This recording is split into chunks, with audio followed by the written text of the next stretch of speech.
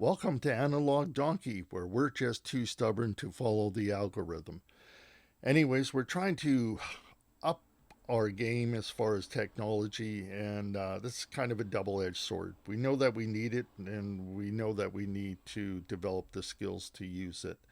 And being in a smaller community, sometimes you just have to fly solo and kind of figure it out on yourself. But we would like to give, oh, by the way, my handle is BuilderBoy186, and really one of the co-founders, Captain Cash, which we're hoping will be able to join us in the next little while, meaning in a couple weeks, as he recovers from a massive seizure. Last year, he spent about 6 months in the hospital due to seizures, and hopefully they're getting the medication right, and he's being very proactive so that he's healing. But I'm in my mid 60s, and he's reached his 70s. So, anyways, uh, shout out to Audio Junkie Kevin Fye. He's really, really good, helpful. We got to get him back in here so that we can start figuring things out with the technology, getting a little bit more adapted to it. And to Wentworth Music, and that's in Penticton. They've been really good at helping us select, you know, uh, better equipment than what we had, and we're happy that we're moving in that direction.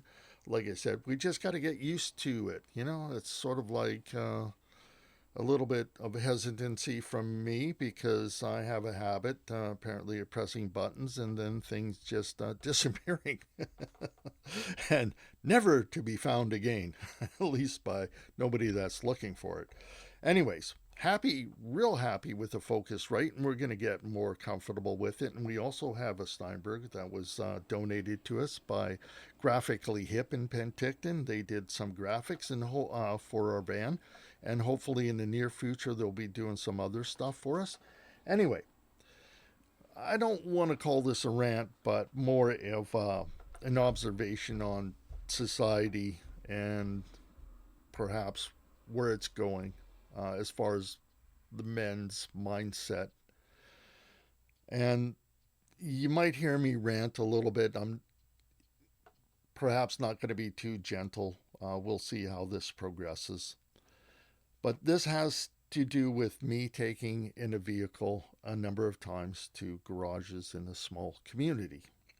And I feel like I've been ripped off, as they would say, like no lube necessary sort of thing. Uh, and the final so called mechanic that I took it to created a situation uh, that just makes me feel like I can't repair the car anymore. It's an '04 Honda Element. The history behind it is already, kind of suspicious. The gentleman that sold it to me and how it happened and everything. But anyway, so I take it into the mechanic. I got these struts. Got them at Lord Coasoyas. Love those people. They're really, really good. Please, if you're wondering how good they are, go in there. They're really good. They're friendly and they're helpful, which a business should be, right? Because they want to win your business. So they're really good. So, anyways, got they're not cheap struts. I forget what they call YTs or something of that nature. But, anyways, good struts. They go on the front and get the struts in, pay the gentleman. Driving along, hear sounds, so on and so forth. And, I'm just questioning it. I'm so busy. I'm going back and forth. I put about 200 clicks on it, and I go load something up on the passenger side. Notice that the inner fender is rubbing on a tire, and the tire is pretty much bald. I look at the driver's side, and I go like, what the F is going on here? Tires shot. Both front tires are shot. Yes, they're winter tires. The car had been sitting for quite a while, but they were pretty much brand new Michelin X. I get it. They were going to be swapped out for, summer tires.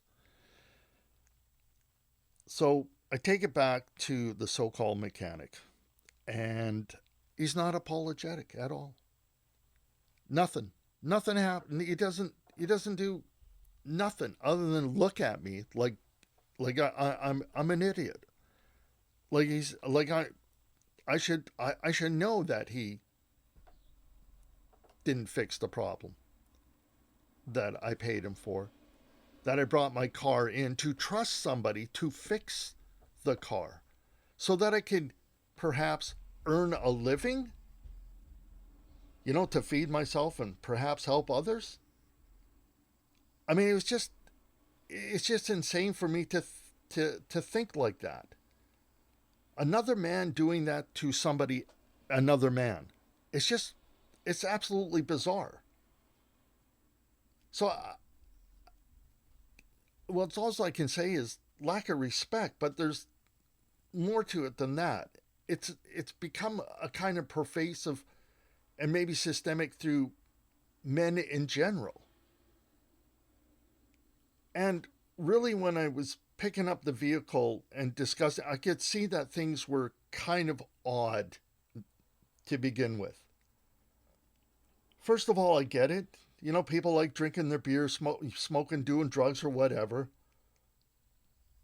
And you're looking at your girlfriend, she's hot, and you want, whatever.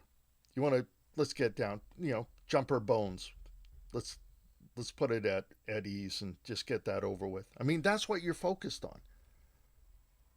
You're not focused on, have I treated this guy correctly? Have I established a good customer relationship? No, what you're interested in more is get it over with and get it on with your girlfriend.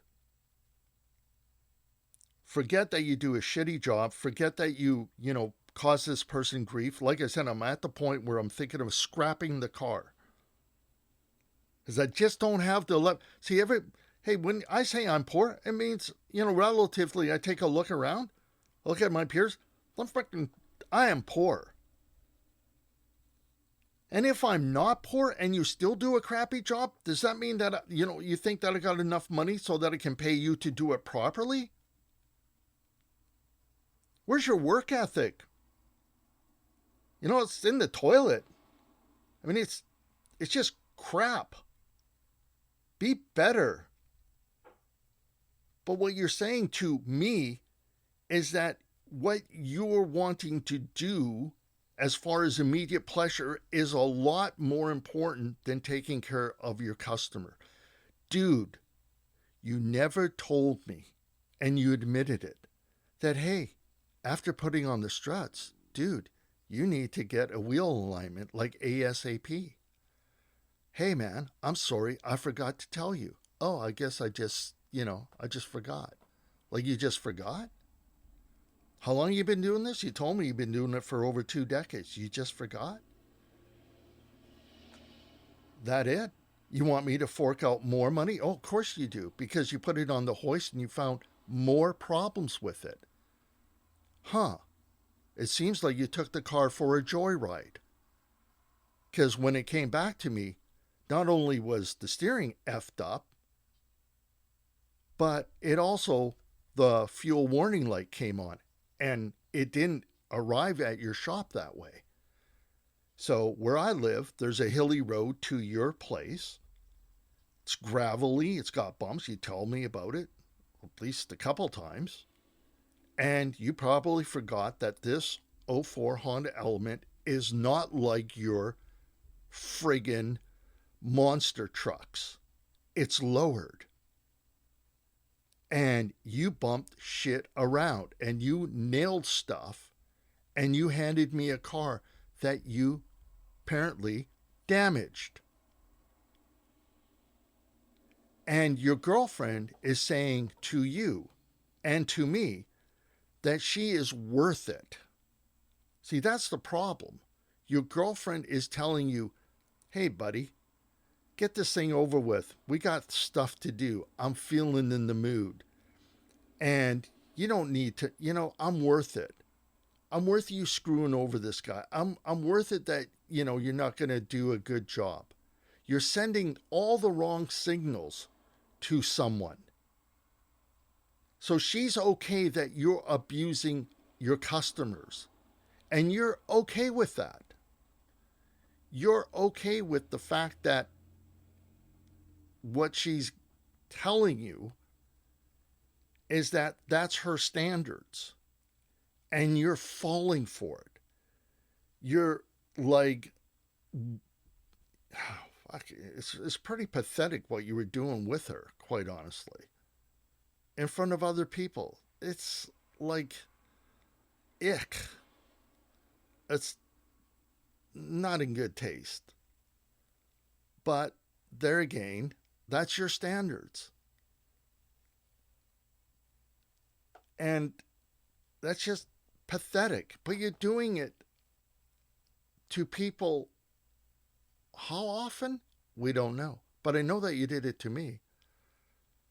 And it seems like last time there were indications that things might not be okay. You're the only mechanic standing in the small town, apparently. And we've got, or, the choices are slim to none. But men doing this to men,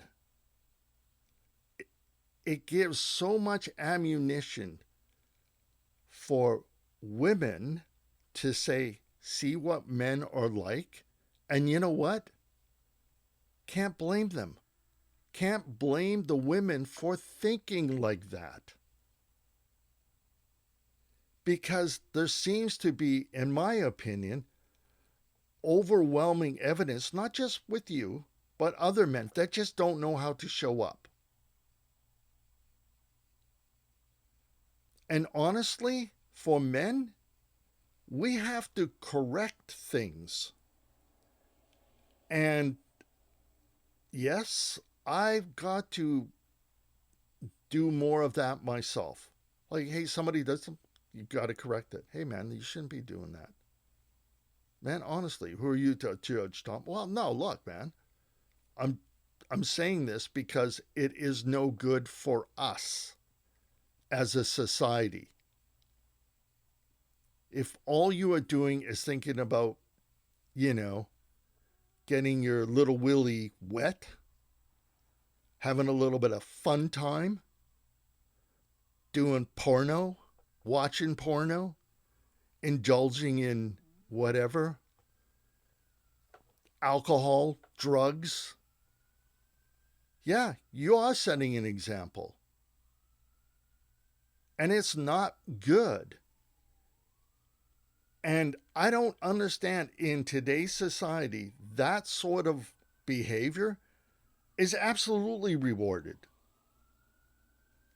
So, how are we going to turn this around?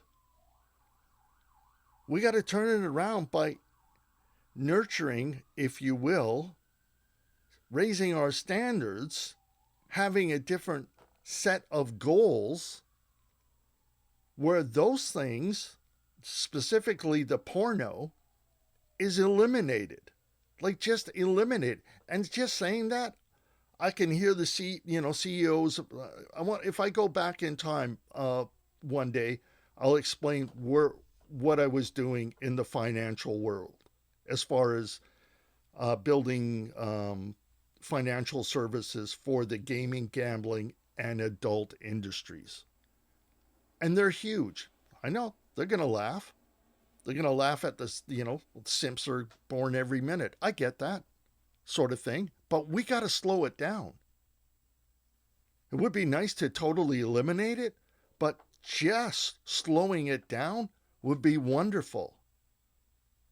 Having different standards other than, what I just described would be a better direction to go.